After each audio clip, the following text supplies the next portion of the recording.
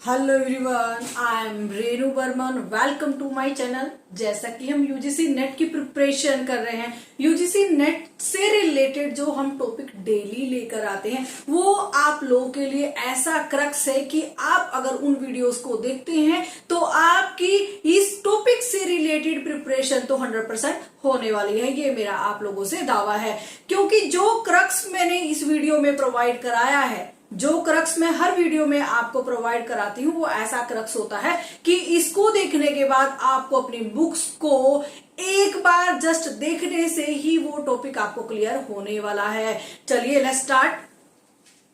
जो कल हमने टॉपिक स्टार्ट किया था रेजिडेंशियल स्टेटस, आज की वीडियो उससे ही रिलेटेड है। रेजिडेंशियल स्टेटस को तो हमने यहाँ पे पढ़ा है मैडम, कौन हमारे इंडिया का रेजिडेंट है जिसको यहाँ पे उसकी टोटल इनकम है वो इंडिया में टैक्सेबल होने वाली है। किस बिहाफ पे टैक्सेबल होने वाली है, किस बिहाफ पे आप कहते हैं कि वो रेसिडेंट है, किस बिहाफ पे आप बोलेंगे वो नॉन रेसिडेंट है, एंड किस बिहाफ पे आप बोलेंगे ऑर्डिनरी रेसिडेंट है एंड वो नॉट ऑर्डिनरी रेसिडेंट है। ठीक है, ये सब क्लियर करा दिए गए हैं आपको लास्ट वीडियो में। आप जाके लास्ट वीडियोस को देख सकते हैं। फिर भी एक जस्ट रिव्यू में आपको देती हूं ताकि आपको इस स्लैब को समझने के लिए, इस टैक्स लायबिलिटी के चार्ट को समझने के लिए कोई भी प्रॉब्लम ना हो। Okay let's start. Income tax जो रेजिडेंशियल स्टेटस है, कौन है हमारे रेसिडेंट, हम उसके बारे में बात करें। मैडम रेसिडेंट देखो कौन है, हमने यहाँ पे बात करी रेजिडेंशियल स्टेटस ऑफ इंडिविजुअल। अब इंडिया का रेजिडेंशियल जो इंडिविजुअल है उसका रेजिडेंशियल स्टेटस क्या है। देखो, अगर वो रेसिडेंट है या ऑर्डिनरी रेसिडेंट है, वो रेसिडेंट है या ऑर्डिनरी रेसिडेंट है, इस केस में उसको क्या करना है मैडम, उसको ना यहाँ पे कंडीशंस फुलफिल करने। मैडम कौन सी कंडीशंस फुलफिल करनी है, जो कंडीशन हमने कल यहाँ पे बात करें। कौन सी कंडीशन थी मैडम, यहाँ पे आपने इतनी इंपॉर्टेंट कंडीशंस बताई थी जो किसी इंडियन को या फिर किसी आउटसाइडर को रेसिडेंट बनने के लिए जरूरी है। कौन थी वो कंडीशन मैडम? पहली कंडीशन थी वो इंडिया में 182 डेज या फिर उससे ज्यादा प्रीवियस ईयर में रहना चाहिए। यस बेटा। मैडम दूसरी कंडीशन थी कि वो इंडिया में कम से कम 60 डेज और मोर ड्यूरिंग द प्रीवियस ईयर वो रहना चाहिए, और 365 डेज या फिर उससे ज्यादा वो लास्ट 4 प्रीसीडिंग ईयर्स में रहना यहाँ पे जरूरी है। ये तो कंडीशंस हो गई ऐसी जिनको सेटिस्फाई करना एक रेसिडेंट के लिए बहुत ही जरूरी है। अगर वो रेसिडेंट का दर्जा लेना चाहता है, इट मींस उसको ये जो कंडीशंस यहाँ पे 1 और 2 कंडीशन आपको बताई है वो उसको यहाँ पे फुलफिल करनी पड़ेगी ही पड़ेगी। मैडम ठीक है, ये तो आपने बता दिया। अब हमें ये बता दीजिए, आपने एक चीज और बताई थी कि एक रेसिडेंट को ordinary resident and not ordinary resident कैसे डिसाइड करेंगे, उसके रिगार्डिंग भी आपने यहाँ पे बताया था। हमने बोला था कि अगर वो ये 2 कंडीशन में से एक कंडीशन को फुलफिल करता है, अगर कोई रेसिडेंट एक कंडीशन में से, अगर कोई इंडिविजुअल एक कंडीशन में से 2 कंडीशन में से एक कंडीशन को फुलफिल करता है, या तो फर्स्ट वाली कंडीशन 182 डेज वाली, या फिर वो सेकंड कंडीशन जो 60 डेज या फिर 365 days for preceding year, for during year, ठीक है, वो फुलफिल करता है, उन दोनों में से एक कंडीशन को फुलफिल करता है, तो उसको जो एडिशनल कंडीशंस है वो यहाँ पे फुलफिल करनी पड़ेंगी ही पड़ेंगी, तभी वो यहाँ पे इंडिविजुअल रेसिडेंट बन सकता है। मैडम क्या है वो कंडीशन? वहां पे कंडीशन हमने बताई थी कि अगर कोई सिटीजन या फिर अगर कोई इंडिविजुअल वो इंडिया में एटलीस्ट 10 ईयर में से 2 प्रीवियस ईयर, ठीक है, 10 ईयर में से 2 ईयर रहता है और वो प्रीसीडिंग रहता है, प्रीसीडिंग मीन्स प्रीवियस ईयर से लास्ट वाला, प्रीवियस ईयर से लास्ट वाले प्रीसीडिंग ईयर में 10 साल में से अगर वो 2 ईयर यहाँ पे रहता है तो भी वो यहाँ पे रेसिडेंट का दर्जा पा लेता है। Okay madam. और दूसरी कंडीशन क्या थी? अगर वो इंडिया में रहता है लास्ट 7 प्रीसीडिंग ईयर से अगर वो इंडिया में रहता है, और या तो फिर वो 730 दिन प्रीवियस ईयर में, ठीक है, 703 दिन रेलेवेंट प्रीवियस ईयर में इंडिया में रहता है, तब भी वो यहाँ पे कौन बनेगा मैडम?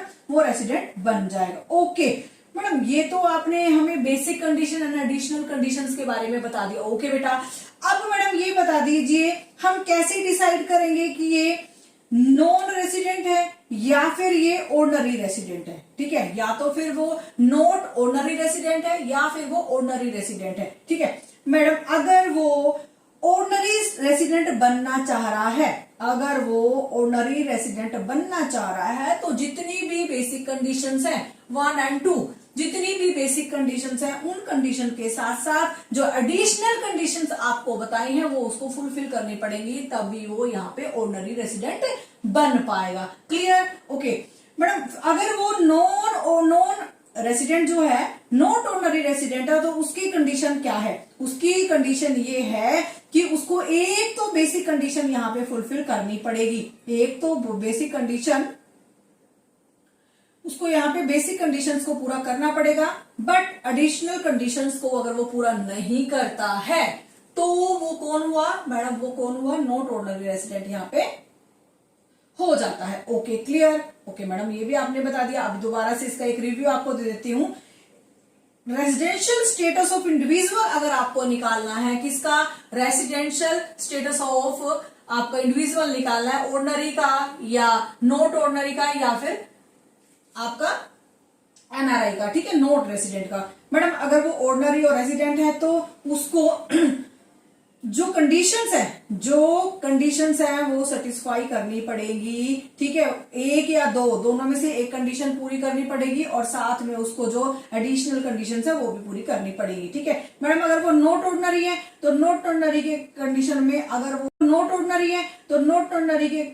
में अगर वो बेसिक कंडीशंस को पूरा नहीं करता है तो सेटिस्फाई कंडीशन उसको पूरी करनी पड़ेगी। नॉन रेसिडेंट में अगर ना तो उसको फर्स्ट कंडीशन बेसिक कंडीशन की जरूरत है, ना ही उसको एडिशनल कंडीशंस की यहाँ पे फुलफिल करने की जरूरत है, क्योंकि वो एनआरआई है। Okay clear madam? ठीक है, अपने टॉपिक पे हम लोग आते हैं। यहाँ पे हम लोग टैक्स लायबिलिटी देख रहे हैं रेजिडेंशियल स्टेटस ऑफ इंडिविजुअल की। एक इंडिविजुअल है, उसने यहाँ पे टोटल इनकम को अर्न किया है। अब उस इनकम के ऊपर उसको कैसे टैक्स देना है, ये इसके रिगार्डिंग हम बात करते हैं। मैडम उसकी टैक्स लायबिलिटी कैसे कैलकुलेट होगी और कहाँ आती है? सेक्शन 5 में इंडिविजुअल की रेजिडेंशियल स्टेटस से रिगार्डिंग जो भी टैक्स लायबिलिटी कैलकुलेट की जाती है that is included in sector. चलिए मैं आपको जो इनकम टैक्स के रेजिडेंशियल स्टेटस के टैक्स लायबिलिटी यहाँ पे कैलकुलेट होती है, टैक्स लायबिलिटी या फिर इंसिडेंस ऑफ टैक्स यहाँ पे कैलकुलेट होता है, उसमें यहाँ पे 4 वर्ड यहाँ पे आते हैं, 4 आपके टर्म्स आते हैं जिसके बारे में आपको यहाँ पे क्लैरिफिकेशन होना जरूरी है। क्या है? Income received in India, deemed to be received in India, accrued in India and deemed to be accrued in India. चलिए मैं आपको बिल्कुल क्लियर इसके बारे में बताती हूँ ताकि आप आज इस टॉपिक को समझ लें, दोबारा से आपको इस टॉपिक से रिलेटेड प्रॉब्लम आए ही नहीं, ये मेरा दावा है। ठीक है, चलिए बेटा, madam income received in India क्या है? देखो नाम समझ में आ रहा है, रिसीव इंडिया में हुई है भाई साहब, इनकम रिसीव्ड इंडिया में हुई है, इट मीन्स यहीं पे वो टैक्सेबल होने वाली है। रिसीव हुई है तो यहाँ पे उसको देनी ही पड़ेगी आपके रेसिडेंट को, आपके नॉट ऑर्डिनरी रेसिडेंट को एंड आपके नॉन रेसिडेंट को यहाँ पे इनकम टैक्सेबल होगी ही होगी। मैडम डीम टू बी का क्या है? मैडम डीम टू बी, देखो डीम टू बी समझ में बताइए, देखो बेटा ध्यान से, डीम टू बी क्या है कि अगर किसी एम्प्लॉयर ने, डीम समझिए ध्यान से, अगर कोई एम्प्लॉय मीन्स कोई पर्सन किसी के यहाँ नौकरी करता है, कोई पर्सन किसी के यहाँ नौकरी करता है और उसके एम्प्लॉयर ने उसको उसके कोई पीएफ में कोई कंट्रीब्यूशन किया है, पीएफ में अगर कोई कंट्रीब्यूशन किया है तब भी वो डीम टू बी रिसीव्ड माना जाएगा। मीन्स उसको कोई कैश पे पेमेंट नहीं करी है, ठीक है, लेकिन उसके बिहाफ पे पेमेंट करी है, उसके बिहाफ पे यहाँ पे मनी को कलेक्ट किया है, तब भी वो डीम टू बी रिसीव्ड में आएगा एंड ये भी यहाँ पे इनकम टैक्सेबल हो जाती है। ठीक है मैडम, दूसरा क्या है? अगर कोई उसका यहाँ पे टीडीएस कटा है, अगर कोई टीडीएस कटा है उसको भी डीम टू बी रिसीव्ड माना जाएगा। एंड अगर कोई उसको डीम्ड प्रॉफिट मिला है, डीम्ड प्रॉफिट मिला है, ठीक है, मान लीजिए एक्चुअल में रिसीव नहीं है लेकिन प्रॉफिट तो हुआ है, ठीक है, तब भी किस तरीके से मैं आपको बताऊं, देखो बेटा, कोई एम्प्लॉयर है, अपने एम्प्लॉय को बोलता है जाइए आप 10 दिन का टूर करके आइए, उसका जो खर्चा पानी जो भी है मैं यहाँ दूंगा, हमारी कंपनी यहाँ पे देगी, डीम टू बी रिसीव्ड माना जाएगा, तब भी उस पर्सन को यहाँ पे टैक्सेबल इनकम होगी ही होगी। ओके मैडम और क्या केस है, अगर कोई उसको अनडिस्क्लोज्ड सोर्स से इनकम मिली है, अनडिस्क्लोज, जिस सोर्स के बारे में उसको नहीं पता, मान लीजिए कोई लॉटरी उसको लग गई है, बाहर से उसको कोई इनकम रिसीव हुई है, ठीक है, तो वो भी उसको डीम टू बी रिसीव्ड में माना जाएगा। एंड अगर उसके खाते में, उसके अकाउंट में कोई इंटरेस्ट क्रेडिट हुआ है, उसके खाते में अगर कोई इंटरेस्ट क्रेडिट हुआ है, वो इंटरेस्ट भी डीम टू बी रिसीव्ड माना जाएगा। ठीक है, ओके मैडम। अब बता देते हैं आपको एक्रूड इन इंडिया। ठीक है, एक्रूड इन इंडिया में आपको बताती हूं मैडम, नाम से समझ में आ रहा है एक्रूड इन इंडिया। इंडिया में राइज हुई है वो इनकम जो इंडिया में राइज हुई है, किसी ना किसी तरीके से इंडिया से वो कनेक्टेड है। ठीक है, तो मैडम क्या है इस केस में, अगर उस पर्सन का, उसकी इनकम का कोई इंडिया से कनेक्शन है, अगर उसको जो इनकम रिसीव हुई है या एक्रू हुई है, उसका, उसके बिजनेस का, जहां से उसको इनकम मिली है, जहां से जो सोर्स से उसको इनकम मिली है, वो किसी ना किसी वे से इंडिया से कनेक्टेड है, तभी वो एक्रूड इन इंडिया मानी जाएगी। एंड मैडम अगर उसको कोई सैलरी यहाँ पे मिली है, अगर उस पर्सन को सैलरी यहाँ पे मिली है, अर्न करी है उसने सैलरी, तब भी वो India, accrued in India and deem to be accrued in India मानी जाएगी। ठीक है, accrued in India and deem to be accrued वो मानी जाएगी। एक तो पहला, अगर उसका कोई कनेक्शन इंडिया में है, अगर कोई उसका कनेक्शन इंडिया में है, तब accrued in India and deem to be accrued to be India है, तब भी वो यहाँ पे टैक्सेबल देने के कैपेबल होता है, उसको टैक्स देना ही पड़ेगा, एलिजिबल होगा। अगर उसको कोई सैलरी मिली है, अगर उसको कोई सैलरी मिली है गवर्नमेंट से और वो इंडिया का सिटीजन है, ठीक है, वो क्या कर रहा है, इंडिया का सिटीजन है और इंडिया के बाहर सर्विस देता है, तो इंडिया का सिटीजन बट इंडिया के बाहर सर्विस देता है, वहां से उसको कोई इनकम अराइज हुई है, तो accrued in India and deem to be accrued in India दोनों में वो आएगी ही आएगी। ठीक है, और मैं आपको बताती हूँ, अगर कोई, उसको कोई स्पेसिफिक इंटरेस्ट यहाँ पे मिला है, स्पेसिफिक कोई इंटरेस्ट के रूप में उसको कोई इनकम मिली है या एक्रू हुई है या डीम टू बी एक्रू हुई है, तब भी वो यहाँ पे टैक्सेबल होगी।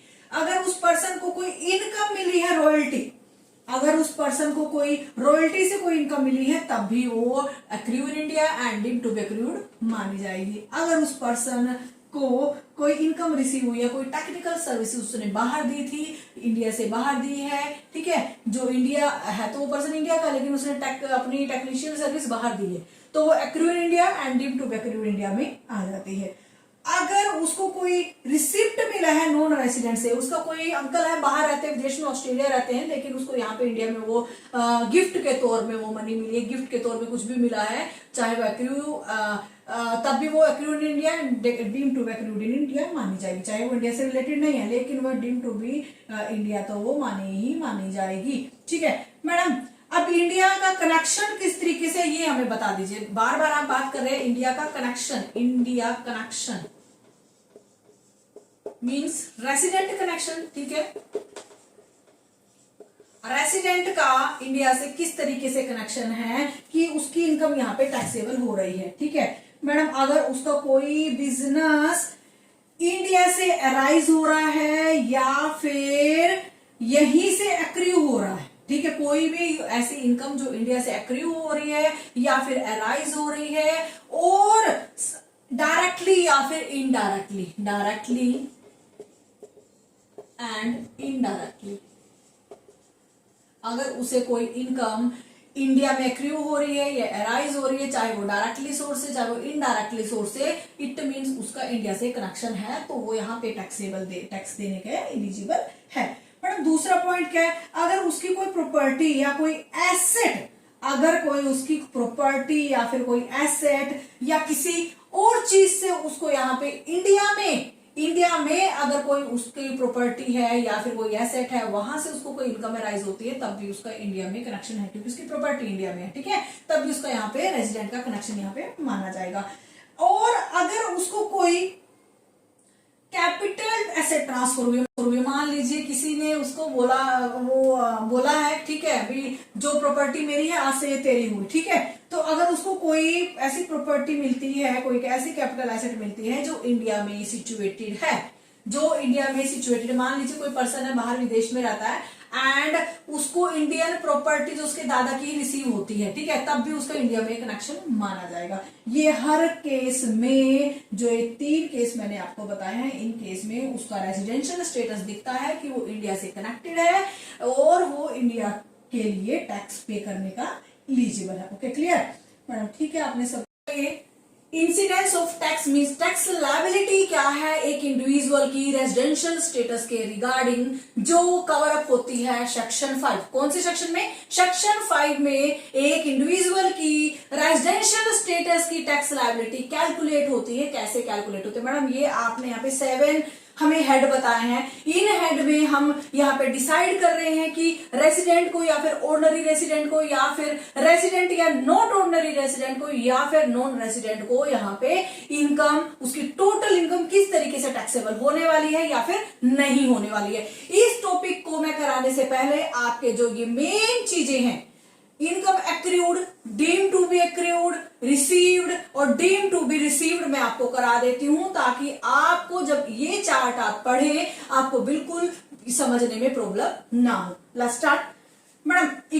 इनकम एक्रूड की बात करते हैं मैडम। इनकम एक्रूड क्या है? इनकम एक्रूड वो इनकम है जो इंडिया में ही अराइज हुई है, जो इनकम इंडिया में ही अराइज हुई है और उस पर्सन को इंडिया में ही रिसीव हुई है, उसको बोलेंगे इनकम एक्रूड। इंडिया में ही अराइज हुई है एंड उसको इंडिया में ही रिसीव हुई है, दैट इज एक्रूड। ठीक है, okay madam. Deem to be accrued क्या हो गया बेटा? डीम टू बी एक्रूड क्या हो जाता है? मींस ये भी उस पर्सन को टैक्सेबल इनकम होगी, क्योंकि ये क्या है, माना गया है कि उसको यहीं पे रिसीव हुई है। एक तो एक्चुअल में रिसीव हुई है और एक माना गया है कि ये यहीं पे ही रिसीव हुई है। किस केस में माना जाएगा, किस केस में डीम टू बी एक्रूड आएगा, उसके बारे में आपको बता देती हूँ। अगर किसी पर्सन को, किसी एसएससी को इनकम डायरेक्टली इंडिया में मिल रही है या फिर इनडायरेक्टली मिल रही है, मैडम डायरेक्टली मिल रही है तो हमें क्लियर है कि इनकम एक्रूड है। अगर डायरेक्टली या फिर इनडायरेक्टली दोनों वे से किसी न किसी के थ्रू मिल रही है, ठीक है, किस केस में मिल रही है? या तो फिर उसका बिजनेस कनेक्शन है, या तो किसी पर्सन का बिजनेस कनेक्शन वो बाहर का है बट उसका बिजनेस कनेक्शन इंडिया में है, उसका बिजनेस कनेक्शन इंडिया में है। तो अब मान लीजिए उसके पार्टनर्स यहाँ पे उसकी यहाँ पे ब्रांच चला रहे हैं या उसके पार्टनर्स यहाँ से बिजनेस को हैंडल कर रहे हैं, उस पर्सन को यहाँ पे इंडिया में इनकम रिसीव नहीं हुई है बट उसके पार्टनर्स को रिसीव हुई है, तब भी उस केस में डीम टू बी एक्रूड यहाँ पे माना जाएगा। ठीक है, यहीं से अराइज हुई मानी जाएगी क्योंकि उसका बिजनेस कनेक्शन इंडिया में है। दूसरा, अगर उसकी कोई प्रॉपर्टी इंडिया में है, अगर वो इंडिया में नहीं है लेकिन उसकी प्रॉपर्टी इंडिया में है, तो भी उसकी deem to be accrued income यहाँ पे मानी जाने वाली है। या फिर अगर उसको किसी अदर सोर्स से या फिर किसी एसेट को बेचने से, किसी सोर्स को बेचने से या किसी एसेट को बेचने से कोई इनकम रिसीव हुई है, वो तो नहीं आया यहाँ पे, ठीक है, but deem to be accrued यहीं पे मानी गई। यहाँ की एसेट थी, यहीं पे बेची, यहीं से अराइज हुई, तब भी वो डीम टू बी एक्रूड में आ जाती है। Okay madam. अगर उस पर्सन की कोई कैपिटल एसेट, अगर उस पर्सन को कोई कैपिटल एसेट रिसीव हुई है, ट्रांसफर हुई है जो इंडिया की है, तब भी डीम टू बी एक्रूड मानी जाएगी। मान लीजिए उसके दादा ने उसको प्रॉपर्टी यहाँ पे दे दी है, ठीक है, या फिर उसके किसी फ्रेंड ने या फिर किसी रिलेटिव ने उसको यहाँ पे प्रॉपर्टी दी है, प्रॉपर्टी ट्रांसफर हुई है या फिर उसने यहाँ पे प्रॉपर्टी परचेज करी है, तब भी वो डीम टू बी एक्रूड में आने वाला है। Okay clear madam. रिसीव्ड, देखो रिसीव्ड तो आपको समझ में आ रहा है कि जब इनकम रिसीव होती है, जब इनकम रिसीव होती है इट मींस, जब इनकम रिसीव होती है तो इट मींस फाइनली आपको पता चल गया है कि उस पर्सन को यहाँ पे इनकम रिसीव हुई है और वो भी यहाँ पे इंडिया में टैक्सेबल है। ओके मैडम, अब बताइए दीजिए deem to be received, deem to be received भी उसी केस में आएगा। मान लीजिए उस पर्सन को इनकम यहाँ पे रिसीव कैसे हुई है मैडम? मान लीजिए उसका कोई यहाँ पे कोई टैक्स एट सोर्स कटा है, कोई उसका यहाँ पे टैक्स एट सोर्स कटा है, या फिर उसको कोई अनरिकॉर्डेड इन्वेस्टमेंट मिली है। अनरिकॉर्डेड अगर कोई उसको इन्वेस्टमेंट मिली है तब भी वो डीम टू बी रिसीव्ड में माना जाएगा। अगर उसको कोई अनरिकॉर्ड मनी मिली है, अनरिकॉर्ड मनी मिली है तब भी वो यहाँ पे डीम टू बी रिसीव्ड में माना जाएगा। या तो उसको डायरेक्टली मिल रही है या फिर उसके नाम से किसी और के थ्रू मिल रही है, और जिस पर्सन को मिल रही है मीन्स जिस इंडिविजुअल को मिल रही है वो किसी ना किसी तरीके से इंडिया वाले पर्सन से मीन्स इंडिया से कनेक्टेड है, तब भी वो डीम टू बी रिसीव्ड यहाँ पे माना जाएगा। क्लियर? ये 4 चीजें थी यहाँ पे, income accrued, deem to be accrued and received and deem to be received. I hope आप लोगों को ये समझ में आ गया होगा। अब आपको इस चीज को समझने में कोई प्रॉब्लम नहीं होगी। मैडम पढ़ते हैं इंसिडेंस ऑफ टैक्स लायबिलिटी। कोई पर्सन है इनकम एक्रूड और deem to be accrued and received हुई है या फिर डीम टू बी रिसीव्ड हुई है, उस केस में जो आपका रेसिडेंट है या फिर आपका ऑर्डिनरी रेसिडेंट, देखो रेसिडेंट को 2 पार्ट्स में डिवाइड किया, ऑर्डिनरी एंड आपका नॉट ऑर्डिनरी। उस रेसिडेंट को, वो ऑर्डिनरी रेसिडेंट है तो वो इनकम यहाँ पे उसको टैक्सेबल होने वाली है। इंडिया में मिली है, इंडिया से अराइज हुई है, इंडिया में अराइज हुई मानी गई है, इंडिया में रिसीव हुई मानी गई है, किसी ना किसी वे से इंडिया से कनेक्टेड है, जहां का वो प्लेस है जहां से वो, तब भी इंडिया का रेसिडेंट माना जाएगा और उसकी यहाँ पे इनकम यहाँ पे टैक्सेबल होगी ही होगी। Okay clear? मैडम दूसरा केस है इनकम, हाँ यहाँ पे ऑर्डिनरी रेसिडेंट को टैक्सेबल होगी, मैडम नॉन ऑर्डिनरी रेसिडेंट को भी टैक्सेबल होगी। नॉट ऑर्डिनरी रेसिडेंट देखो डीम टू बी एक्रूड, वो इंडिया का नहीं है बट कुछ कंडीशंस उसने यहाँ पे रेसिडेंट की फुलफिल करी है, एडिशनल कंडीशंस को फुलफिल किया है, तो वो नॉट ऑर्डिनरी हो गया। उसके लिए भी यहाँ पे ये income accrued, deem to be accrued, received, deem to be received यहाँ पे टैक्सेबल होने वाली है। ओके मैडम, नॉन रेसिडेंट के केस में क्या है, नॉन रेसिडेंट भी इसी में आता है अगर वो नॉन रेसिडेंट है, लेकिन अगर उसका कोई बिजनेस कलेक्शन इंडिया में है और उससे रिलेटेड उसको कोई मनी रिसीव हुई है या कोई इनकम एक्रूड हुई है, तो भी उस पर्सन को यहाँ पे टैक्सेबल इनकम हो जाएगी। Okay clear? फर्स्ट केस में तीनों रेसिडेंट को, चाहे वो ऑर्डिनरी रेसिडेंट है, नॉट ऑर्डिनरी रेसिडेंट है एंड आपका नॉन रेसिडेंट है, उन सबको यहाँ पे इनकम टैक्सेबल होने वाली है। मैडम फिर क्या है, income accrued outside India, income accrued outside India, देखो समझ में आ रहा है, इनकम एक्रू हुई है लेकिन इंडिया से बाहर, आउटसाइड इंडिया, बट रिसीव्ड और deemed to be received in India. India में इनकम अराइज नहीं हुई है, इंडिया से बाहर हुई है, किसी ना किसी तरीके से इंडिया में के बाहर कमाई गई है, बट रिसीव उसको इंडिया में हुई है, बट उसको रिसीव इंडिया में हुई है या फिर उसको deem to be received in India हुई है, तब भी उस केस में आपके ऑर्डिनरी रेसिडेंट को, नॉट ऑर्डिनरी रेसिडेंट को एंड आपके नॉन रेसिडेंट को यहाँ पे वो टोटल इनकम टैक्सेबल हो जाती है। I hope 2 point is clear. Third point is income accrued. Income accrued हुई है and deem to be accrued हुई है। देखो इनकम यहाँ पे अराइज हुई है, इनकम यहाँ पे उसको एक्रूड हुई है, यहां से कमाई गई है, डीम टू बी एक्रूड है, but receive outside India. Madam अब बताइए क्या है, अब तो रिसीव इंडिया के बाहर हो रही है, लेकिन बच्चों इनकम कमाई यहाँ पे गई है, कमाई हुई मानी गई है, यहां से अराइज हुई मानी गई है, इंडिया से किसी ना किसी रूप में कनेक्टेड है, तो इट मीन्स तीनों पर्सन यहाँ पे अब हमारे टैक्सेबल इनकम में आ जाते हैं। Okay madam fourth point, income accrued and received outside India. हाँ जी मैडम आप बताइए, income accrued and received outside India, accrued भी बाहर हुई है, रिसीव भी बाहर हुई है, ठीक है, from central of business in India, from control of business of India. Madam income बाहर से अराइज हुई है, रिसीव भी बाहर से हुई है, अब इस केस में क्या उसको टैक्सेबल नहीं होगा? ध्यान से सुनिए बेटा, इनकम बाहर से रिसीव हुई है, बाहर से एक्रूड हुई है, ओके आई नो, बट उसका जो कंट्रोल है, उस बिजनेस का जो कंट्रोल है कहां पे है? इंडिया में। मैडम जब भी वो किसी ना किसी वे से इंडिया में कनेक्टेड होगा तो उसकी इनकम यहाँ पे टैक्सेबल हो जाएगी।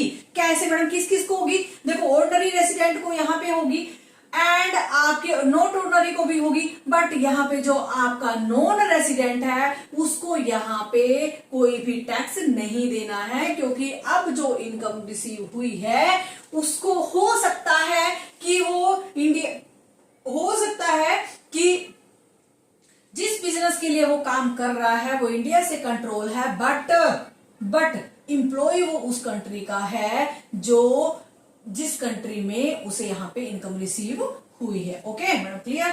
Fifth point, income accrued and received, same, income accrued and received outside India, outside India, ठीक है, from a business control, madam, और उसका बिजनेस कंट्रोल भी बाहर है। अब बताइए मैडम क्या होगा। ठीक है बेटा, ध्यान सुनिए, इनकम एक्रूड और रिसीव्ड भी बाहर हुई है, और इंडिया के जो बिजनेस है उसका वो भी सेटअप उसका बाहर है, आउटसाइड इंडिया, इंडिया से कोई कनेक्शन नहीं है।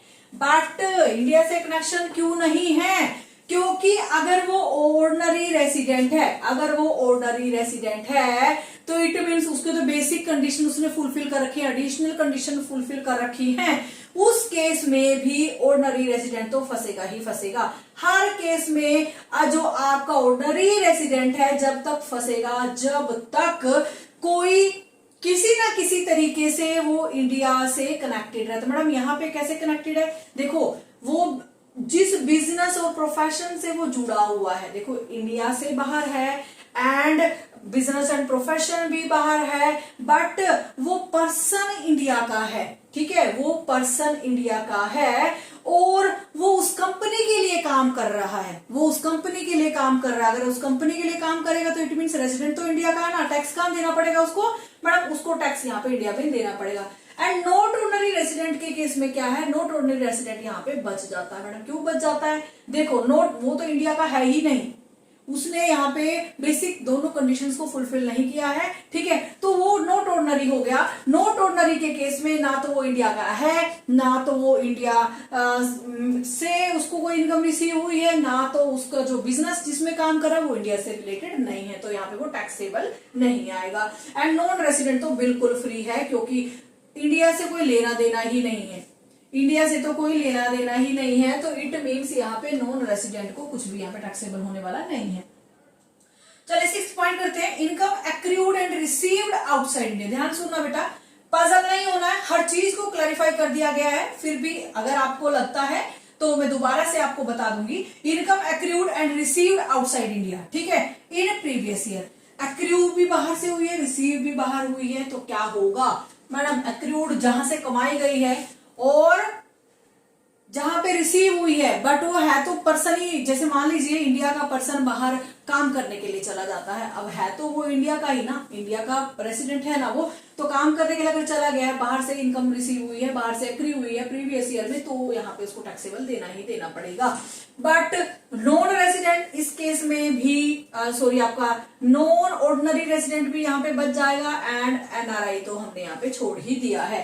अब सेवेंथ केस आपका आ जाता है, इनकम कोई एक्रू हुई है और रिसीव हुई है outside India, accrued and received outside India हुई है in any preceding the previous year. Any preceding means previous year से बैक वाला, ठीक है, एनी प्रीसीडिंग प्रीवियस ईयर में अगर उस पर्सन को कोई इनकम एक्रू हुई है या फिर रिसीव्ड हुई है इंडिया के बाहर, बट जो रेमिटेंस हुआ है, जो उसको यहाँ पे मिली है इनकम, ठीक है, रेमिटेंस हुआ है, remittance means deem to be received, यहाँ पे उसको जो रेमिटेंस हुआ है किसी ने कभी ना कभी उसको मिलने वाली है यहाँ पे, ठीक है, जो यहाँ पे मिलने के लिए उसका यहाँ पे चेक बन गया है, यहाँ पे उसकी पेमेंट रेडी हो गई है, इंडिया में किसी फाइनेंशियल ईयर में मिली है, तब किस केस में क्या होगा? देखो, income accrued and received outside India, ठीक है मैडम, इनकम भी रिसीव नहीं हुई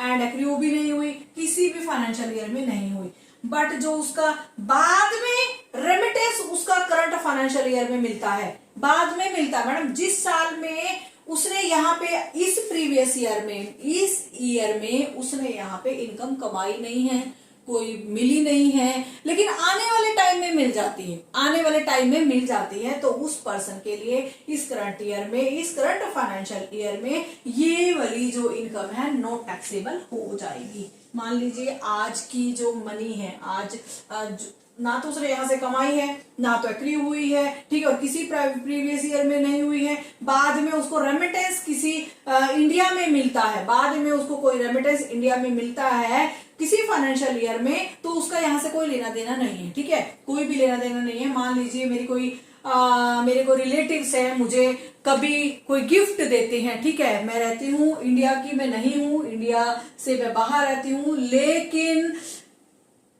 क्या हुआ है कि अगर कोई इनकम मुझे कहीं से रिसीव हुई है, कोई रेमिटेड हुई है किसी करंट फाइनेंशियल ईयर में, तो वो मेरे लिए यहाँ पे टैक्सेबल नहीं होगी, एंड नॉट ऑर्डिनरी के लिए भी नहीं टैक्सेबल होगी, एंड आपके आपका नॉन रेजिडेंट है उसके लिए भी यहाँ पे टैक्सेबल नहीं होगी। चलिए दोबारा से मैं आपको एक बार रिव्यू दे देती हूँ। अगर कोई इनकम एक्रू हुई है या डीम टू बी एक्रू है, रिसीव है या डीम टू बी रिसीव्ड है, तीनों केस में यहाँ पे टैक्सेबल होने वाली है। अगर कोई इनकम आउटसाइड इंडिया एक्रू हुई है लेकिन रिसीव इंडिया में हुई है, ठीक है, रिसीव इंडिया में हुई है, तब भी वो तीनों को टैक्सेबल हो जाएगी। अगर कोई इनकम एक्रू हुई है, डीम टू बी एक्रूड हुई है इंडिया में, बट रिसीव्ड बाहर हुई है, देखो रिसीव्ड बाहर हुई है, मैडम रिसीव बाहर हुई है लेकिन इंडिया से रिलेटेड है, तो तब भी हम यहाँ पे तीनों को टैक्स देने के लिए मजबूर कर देंगे।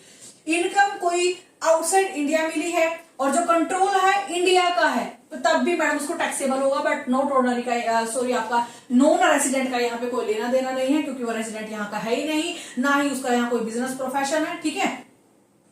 अगर कोई इनकम एक्रू हुई है, रिसीव हुई है आउटसाइड इंडिया, बट जो उसका बिजनेस कंट्रोल है वो भी आउटसाइड इंडिया है, तो उस केस में जो रेसिडेंट है उसको टैक्सेबल होगी, एंड आपकी नॉट ऑर्डिनरी रेसिडेंट को टैक्सेबल नहीं होगी, एंड एनआरआई को भी टैक्सेबल नहीं होगी। क्यों नहीं होगी मैडम? जो रेसिडेंट है, अगर वो रेसिडेंट की कंडीशंस को पूरा कर रहा है तो उसको तो टैक्स यहाँ पे देना ही देना पड़ेगा।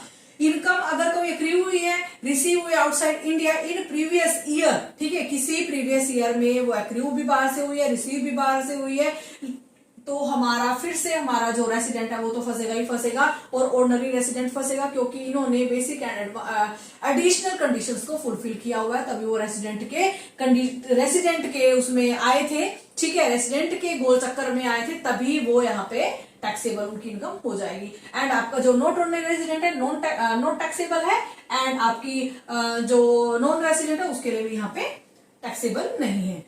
फिर मैडम बात करें income accrued and received outside India. Income receive भी बाहर हुई है किसी प्रीसीडिंग ईयर में, ठीक है, प्रीवियस ईयर के किसी प्रीसीडिंग ईयर में अगर वो रिसीव भी बाहर हुई है, और बाद में मीन्स रिसीव तो मुझे बाद में प्रीवियस ईयर के पिछले बार में रिसीव हुई थी, बट वो मुझे आज वो मिल रही है, और वो भी इंडिया में मिल रही है, तो वो टैक्सेबल नहीं होगी, कि हमारे पुरानी फाइनेंशियल ईयर्स की इनकम है, तो हम यहाँ पे उसको टैक्सेबल नहीं करेंगे, और नॉट ऑर्डिनरी को भी एंड आपके नॉन रेसिडेंट को भी यहाँ पे टैक्सेबल नहीं करने वाले। ओके, आगे नेक्स्ट टॉपिक करते हैं।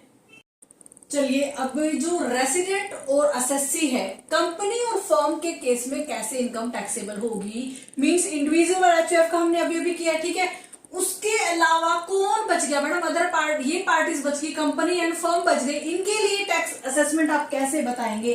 देखो बेटा, अगर कोई कंपनी या फिर कोई फर्म है, ठीक है, अगर कोई कंपनी या फिर कोई फर्म है, वो रेसिडेंट है बट नॉट ऑर्डिनरी रेसिडेंट,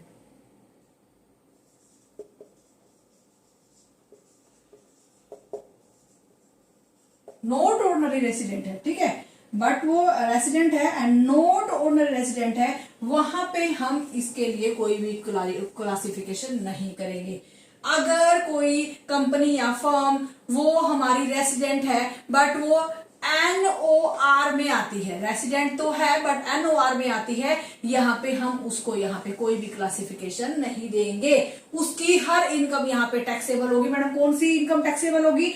चाहे तो वो income accrued and received outside India, अगर वो इंडिया में एक्रूड, अगर वो रिसीव भी इंडिया से बाहर हुई है एंड एक्रूड भी इंडिया से बाहर हुई है आउटसाइड इंडिया, उस केस में क्या होगा? अगर उसका कोई बिजनेस कंट्रोल एंड मैनेजमेंट, ये जो भी है, ठीक है, कंट्रोल आउटसाइड इंडिया है, तब भी उसकी हर इनकम को हम टैक्सेबल ही मानेंगे। अगर कोई कंपनी या फिर फर्म रेसिडेंट है, ऑर्डिनरी रेसिडेंट है, ठीक है, तब तो उसको टैक्स देना ही देना पड़ेगा।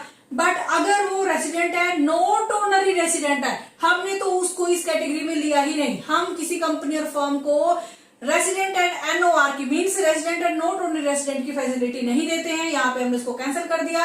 अगर कोई उसकी इनकम एक्रू बाहर हुई है, रिसीव भी बाहर हुई है, बिजनेस कंट्रोल भी बाहर है, तब भी उसकी सारी इनकम को हम यहाँ पे टैक्सेबल मानेंगे ही मानेंगे, क्योंकि वो रजिस्टर्ड अगर इंडिया में है, अगर वो रजिस्टर्ड इंडिया में है, इंडिया में अगर उसकी कोई ब्रांच चल रही है, ठीक है, कंट्रोल बाहर है, लेकिन उसकी कोई ब्रांच यहाँ पे है, तब भी उसको यहाँ पे टैक्स देना ही देना पड़ेगा। ये आप अच्छे से ध्यान से समझ लेना बेटा।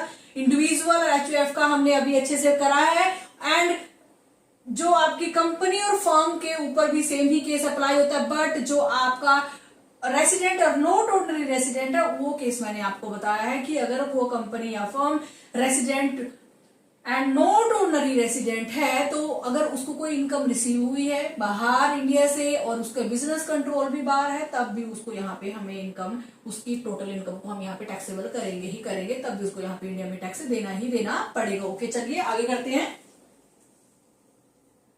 अभी तक जो बात हुई है हमारी कि इंडिया में उस रेसिडेंट का, उस रेसिडेंशियल स्टेटस का यहाँ पे कनेक्शन किसी ना किसी रूप में हमने बताया है।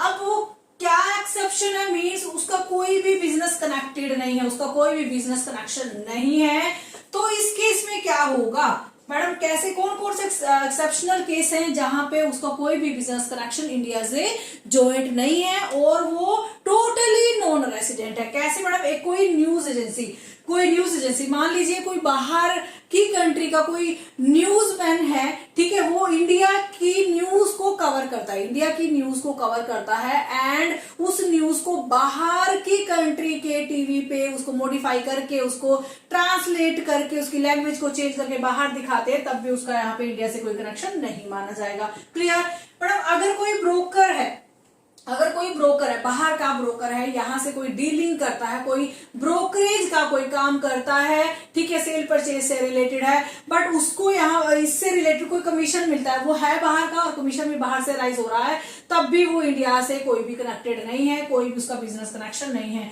अगर कोई बिजनेस ऑफ माइनिंग है, देखो मान लीजिए कोई, अब क्या करते हैं कि कोई बाहर की कंट्री का कोई पर्सन है, बाहर की कंट्री की कोई जो कंपनी है, बाहर की कंट्री की कोई कंपनी है, कोई बिजनेस है, यहाँ पे वो डायमंड का कोई अनकट, या ठीक है, जो अनकट पीसीस होते हैं या फिर रो डायमंड होता है, उसका सिर्फ डिस्प्ले इंडिया में करता है, तब भी उसका कोई यहाँ पे कनेक्शन नहीं है, यहां से राइज नहीं हुआ है, ठीक है, डायमंड यहां से राइज नहीं हुआ है, उसने सिर्फ बाहर की कंट्री से आया है और उस डायमंड के अनकट पीसीस को, माइनिंग के पीसीस को यहाँ पे उसने सिर्फ डिस्प्ले किया है, तब भी उसका इंडिया से कोई कनेक्शन नहीं माना जाएगा। अगर कोई बाहर की कंपनी इंडिया में गुड्स को परचेज करती है, अगर कोई कंपनी बाहर की कंपनी है, इंडिया में गुड्स को परचेज करती है एंड उनको एक्सपोर्ट कर देती है किसी अदर कंट्रीज में, बाहर की कंट्रीज को, तब भी उसका यहाँ पे कोई भी कनेक्शन नहीं माना जाएगा, ठीक है। और कोई पर्सन है या फिर किसी मूवी की शूटिंग यहाँ पे हो रही है, और वो सिर्फ जस्ट मूवी करने के लिए आए हैं, तब भी मूवी यहाँ पे बना रहे हैं, बट वो दिखाई बाहर के देश में जाएगी, जैसे स्लम डॉग मिलियनेयर हो गया, या फिर ऐसे बहुत सारी मूवीज होती हैं जो शूटिंग इंडिया में करने आते हैं, तो शूटिंग के पर्पस से अगर वो आए हैं, तब भी उनका इंडिया के बिजनेस से कनेक्शन कुछ भी नहीं होगा। मीन्स ये है कि आपको मैं साफ साफ क्लियर बता दूं एक्सेप्शनल केस कैसे बने। इन्होंने रेसिडेंट की या ऑर्डिनरी रेसिडेंट की जो कंडीशंस हमारे यहाँ पे बताई गई है, 182 डेज वाली, 365 डेज 60 वाली एंड 722 डेज वाली, वो जो है ना, वो इन्होंने बिल्कुल भी फुलफिल नहीं करी है। कोई भी बेसिक कंडीशन एंड कोई भी एडिशनल कंडीशन को इन्होंने फुलफिल नहीं किया है, तभी ये लोग एक्सेप्शनल केसेस में माने गए हैं। इट मींस इनका इंडिया के बिजनेस से कोई भी कनेक्शन नहीं है, उनका कोई भी बिजनेस इंडिया से कनेक्टेड नहीं है। ओके, आई होप आप लोगों को ये जो आज की वीडियो अच्छे से क्लैरिफाई हो गई होगी, जो आपके दिमाग में इससे रिलेटेड क्वेश्चंस है वो भी यहाँ पे सॉर्ट आउट हो गए होंगे। तो मिलते हैं नेक्स्ट वीडियो में, एंड प्लीज मेरे चैनल को लाइक सब्सक्राइब जरूर करिएगा। मुझे आप लोगों के सपोर्ट की बहुत जरूरत है, आप लोगों का सपोर्ट ही मुझे थोड़ा आगे बढ़ने के लिए प्रेरित कर रहा है, जिससे मैं आगे अपने पथ पर जा रही हूँ और मैं आप लोगों के लिए नई नई वीडियोस यहाँ पे अपलोड कर रही हूँ। थैंक यू सो मच, मिलते हैं नेक्स्ट वीडियो में।